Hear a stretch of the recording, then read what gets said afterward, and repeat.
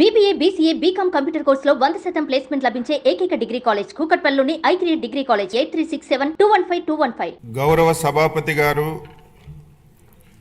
గౌరవ ముఖ్యమంత్రి వర్యులు, గౌరవ ఉప ముఖ్యమంత్రి వర్యులు, గౌరవ సహచర మంత్రివర్గ సభ్యులు, గౌరవ సభ్యులందరికీ నా హృదయపూర్వక నమస్కారాలు తెలియజేస్తున్నాను.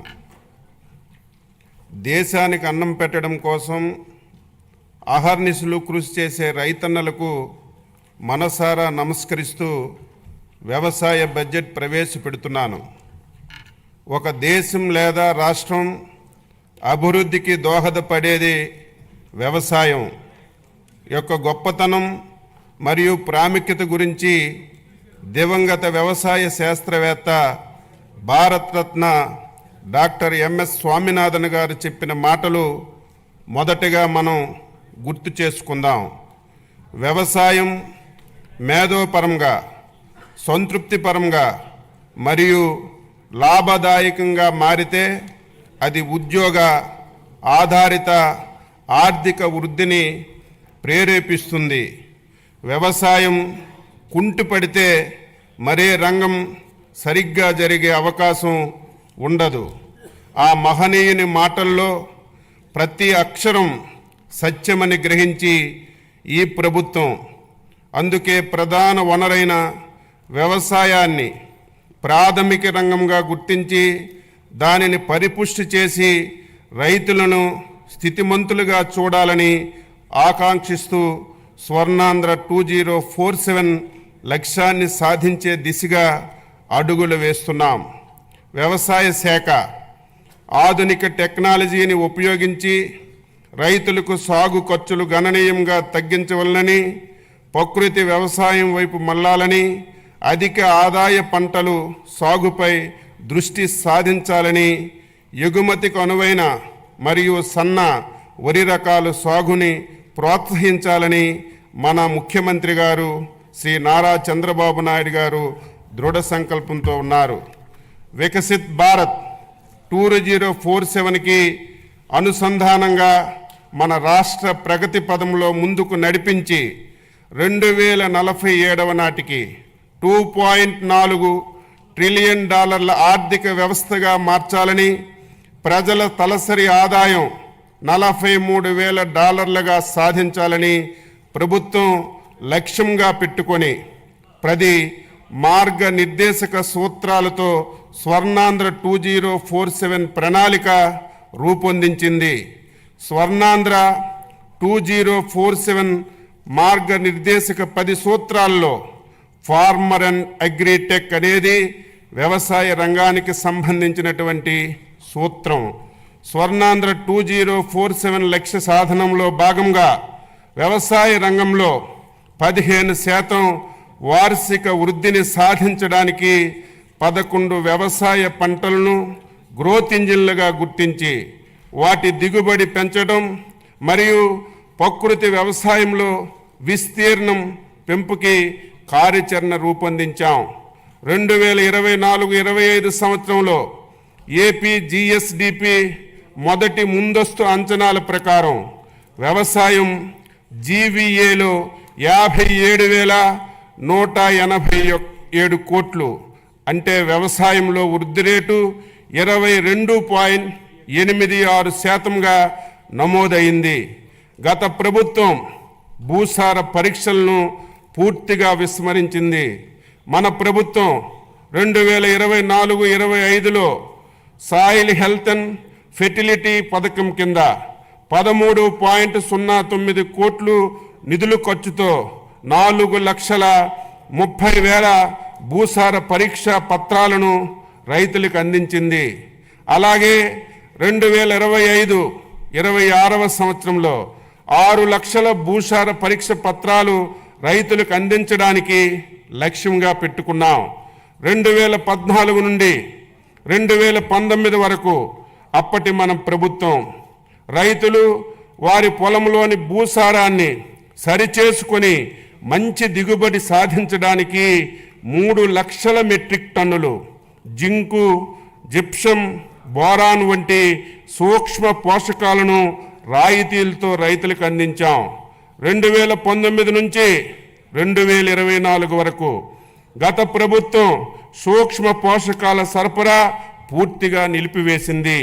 తిరిగి మన ప్రభుత్వం 2025-26 సంవత్సరంలో 5.98 లక్షల హెక్టార్ల విస్తీర్ణంలో రైతులకి రాయితీపై సూక్ష్మ పోషకాలు పంపిణీ చేయడానికి నిర్ణయించాం. ప్రస్తుతం భూసారాన్ని తెలుసుకోవడానికి వాడుతున్నటువంటి సాంప్రదాయక వెట్ కెమిస్ట్రీ స్థానంలో డైకెమిస్ట్రీ పద్ధతిని వినియోగంలోకి తీసుకురావడానికి చర్యలు తీసుకుంటున్నాం. 2024-25 సంవత్సరంలో 7.88 లక్షల క్వింటాల విత్తనాలను 268.32 కోట్ల రాయితీతో రైతు సేవా కేంద్రాల్లో పంపిణీ చేశాం. గత ప్రభుత్వం చెల్లించకుండా బకాయిలు పెట్టినటువంటి 120 కోట్లు విత్తన రాయితీని ఈ ప్రభుత్వం చెల్లించింది. ఇంకను 100 కోట్లు చెల్లించబోతున్నాం.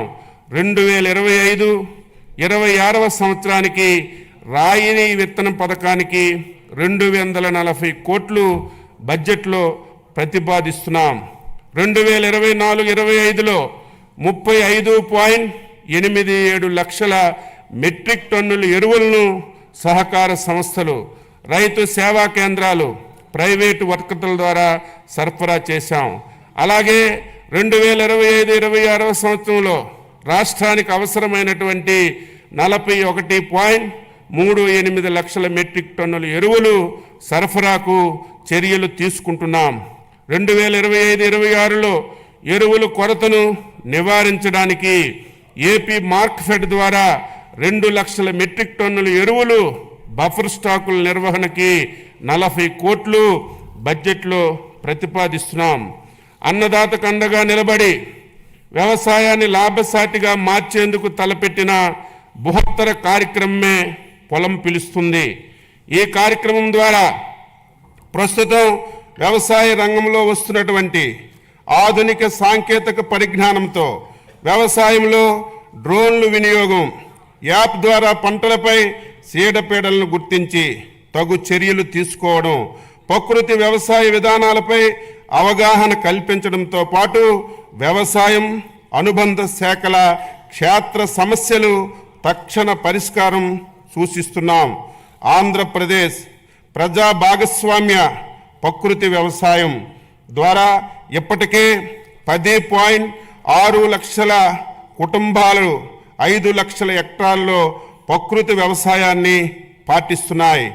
పీజీఎస్ ఇండియా ఆర్గానిక్ సర్టిఫికేషన్ ద్వారా 4.76 లక్షల హెక్టార్లలో 10.38 లక్షల మంది రైతుల్ని ధృవీకరణ చేస్తున్నాం. కొత్తగా ప్రారంభించినటువంటి national mission in natural farming పథకం పరిధిలోకి 3,000 కొత్త గ్రామ పంచాయతీల్లోని 2,570 క్లస్టర్లను ప్రకృతి వ్యవసాయ పరిధిలోకి తీసుకురానున్నాం. 2025-26లో 7,116 గ్రామ పంచాయతీల్లో పిఎండిఎస్ 365 రోజులు గ్రీన్ కవరు ఏడాది పొడవునా ఆదాయాన్ని అందించే ఏ గ్రేడ్ ఏటీఎం మోడల్స్ను మొదలగు రసాయనిక రహిత ప్రకృతి వ్యవసాయాన్ని చేయిస్తున్నాం. సర్టిఫికేషన్ మరియు ట్రేసబిలిటీ అమలు చేయడానికి చర్యలు తీసుకుంటున్నాం. 2025-26 సంవత్సరంలో 15 లక్షల కుటుంబాలతో 6.5 లక్షల హెక్టార్లలో ప్రకృతి వ్యవసాయం చేయించడానికి 61.78 కోట్లు ప్రతిపాదిస్తున్నాం. ప్రతి రంగంలో స్మార్ట్ వర్క్ ఆవశ్యకం ఉంది. అలాగే వ్యవసాయం రైతు భారం కాకుండా లాభసాటి కావడానికి వ్యవసాయ యాంత్రీకరణ అవసరం. రైతుల కోరిక మేరకు 2024-25 సంవత్సరంలో 50% రాయితీపై 70 కోట్లు 80,000 రాయితీ నిధులతో చిన్న సన్నకారు రైతులకు వ్యవసాయ యంత్రాలు పరికరాలు అందిస్తున్నాం. 2025-26 సంవత్సరంలో కూడా ఈ కార్యక్రమం కొనసాగించడానికి 139.65 కోట్లు ప్రతిపాదిస్తున్నాం. సుమన్ టీవీలో మీ పర్సనల్ అండ్ బిజినెస్ ప్రమోషన్స్ కోసం కింది నెంబర్కి కాంటాక్ట్ చేయండి.